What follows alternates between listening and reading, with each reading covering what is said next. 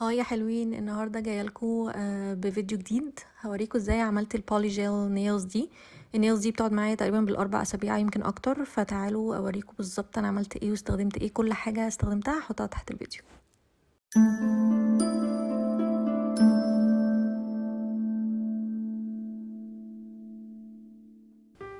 انا اوريدي نضفت الكيوريكلز بتاعتي. لو ما شفتوش الفيديو ان انا بعمل كده ازاي احطه فوق وتحت، كل حاجه نظيفه.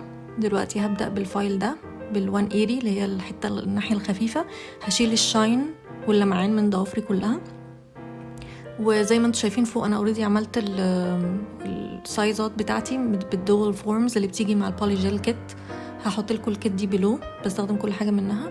بعد كده هشيل دست بالفرشه زي كده، وبعدين بالكحول وحاجه زي كده، يعني بشيل كل الدست والتراب. بالبي اتش باند من جلش هشيل كل الشاين من ايدي. وبعدين بالبروتين باند من يونج نيلز هستخدمه على كل ضافر مرتين. طبعا هسيبه ينشف في النص. وبعدين بعد كده هستخدم البيس جيل ده من مكارت من نفس الكيت برضو على كل ضافر. بعدين هحطه في اللمبة 30 ثانية أو 60 ثانية على حسب اللمبة بتاعتكم قوتها قد ايه. برضو بيجي سليب سولوشن، لو ما عندكوش ممكن تستخدموا الكحول 70% أو أكتر. بعدين هستخدم الناتشورال بينك اللون ده. دي الدول فورم. همسكها بفرشة زي كده برضو جاية معاها. هطلع البولي جيل وبعدين هحطه على الدول فورمز كده من جوه.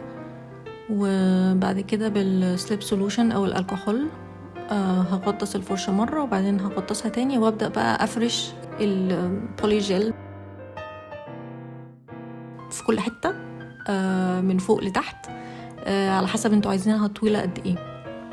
عايزة اقول برضو ان اللون ده كان شير او شفاف، فكنت دايما ببص من ورا عشان اتأكد ان كل الجوانب واخدة البولي جيل كويس.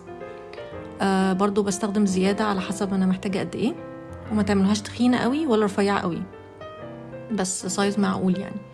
واستخدموا الكحول او سليب سولوشن زي ما انتوا حابين يعني. بعد كده هحطها بالراحة على الضافر، وهدوس بالراحة مش جامد عشان ما تبوظش في كل حتة. وطبعا هكلين بقى الحاجات اللي باظت بالالكحول من فوق ومن تحت. بعدين هدخل في اللمبة برضو فوق وتحت 30 ثانية في كل مرة. هشيل بقى الدول فورم بالطريقة دي، بتتشال بسهولة. بعدين هقص الضفر عشان كان طويل شوية يعني. هعمل نفس الموضوع في الضفر اللي بعده. موضوع بياخد فترة الصراحة بالذات في الأول. دي تاني مرة ليا بس. فخلي عندكم صبر يعني. ما تنسوش برضو البيس كوت 30 ثانية عشان أنا ساعات بنساه. هحطها بقى بعد البيس كوت، وبرضو هفرش من تحت وهكلين حواليها، وبرضو 30 ثانية فوق وتحت. بعد كده بالكلير هبدأ أعمل ديزاين. فرشته رفيع، وبعدين بعد كده عندي البارفلايز دي أو الفراشات دي حطيتها بالطريقة دي. دول مش جايين مع الكت، بس هسيب لكم كل حاجة تحت في الفيديو. وبعدين بعد كده هحطها في اللمبة 30 ثانية، وبنفس اللون اللي استخدمته قبل كده هحطهم عليهم بقى. هغطيها كلها بحيث انه يدي الباك جراوند كولر ده. بعدين هحطه برضو بالراحة، هكلين من فوق وتحت. وبعدين بعد كده هحطه في اللمبة 30 ثانية فوق وتحت أو 60 ثانية. بعد كده هحط البسكوت اللي بعده. بعد كده همسك بقى البرايت وايت كولر، هعمل زي اومبري كده. هعمل نفس الموضوع، هفرشه بس من تحت وهطلع بفوق شوية على مسحوب يعني. وبعدين بعد كده همسك الناتشورال بينك اللون اللي استخدمته قبل كده، برضو هحطه من فوق، وبرضو هسحب لتحت برضو على مسحوب كده بحيث ان هما يدخلوا يمتزجوا مع بعض يعني. وبرضو بالراحة هحطه على الضوافر، وهكلين حوالين الكيوريكو للحاجات اللي باظت فوق ومن تحت. هحطها 30 ثانية برضو من فوق ومن تحت.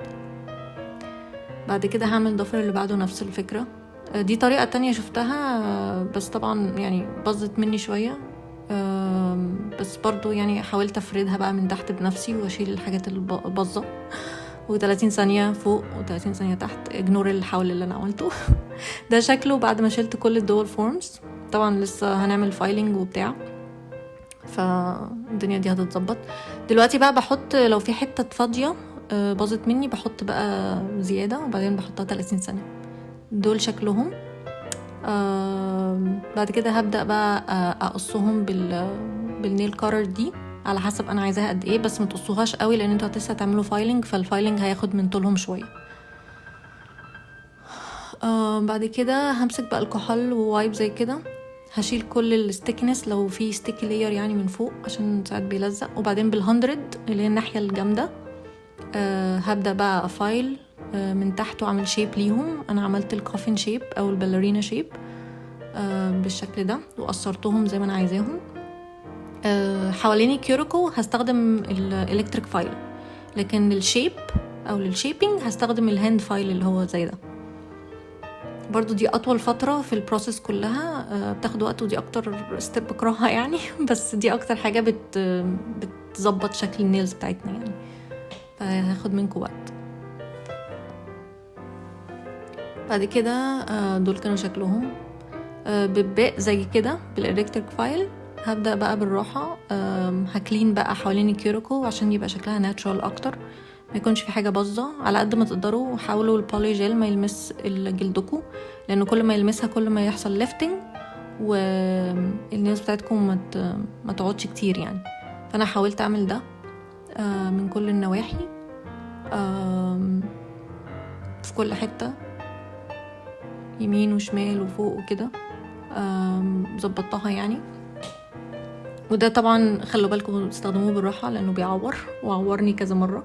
وبرضو هنا ظبطت من تحت النيلز لان برضو من تحت النيلز ما كانش بيرفكت، فحاجة زي كده خلت الموضوع سهل جدا. دخلت ببق تاني زي كده رفيع عشان كنت محتاجة ادخل لجوه شوية، فاستخدمت البق ده يعني. وعايزة اقول لكم سوري التصوير كان صعب قوي للفيديو ده، فكل حاجة كانت ساعات تطلع بره مني، فسامحوني يعني بعتذر عن الموضوع ده. بعد كده هدخل بالتوب كوت بقى على كل الناس. انا قبل طبعا الستيب دي رحت غسلت ايدي بميه بس مش بميه وصابون، وبعدين دخلت بالتوب كوت على كل ضافر وحطيتها 30 ثانيه في اللمبه.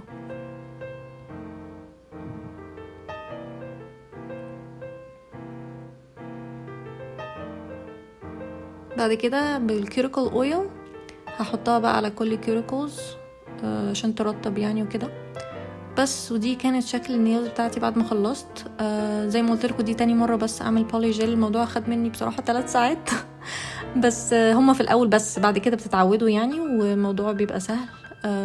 انا بصراحه كان نفسي for the longest time يعني كان نفسي اعمل butterflies ديزاين وكده، فعملته المره دي. والامبري طلع لتحت شويه عشان قصيت ضوافري جامد، بس انا next time هعمله لفوق شويه عشان يبقى امبري واضح يعني اللي هو الابيض ده. بس كده دي كانت النتيجة. وبصراحة for the second time يعني it's not bad خالص. يا رب أكون فدتكم بأي حاجة في الفيديو ده. لو حابين تشوفوا أي أنواع نيلز تانية اكتبوا لي تحت، وفي فيديوهات تانية طالعة قريب فاستنوني في الفيديوهات دي. واشوفكم بقى في الفيديو اللي جاي مع كوفي توكس ودينا. باي باي.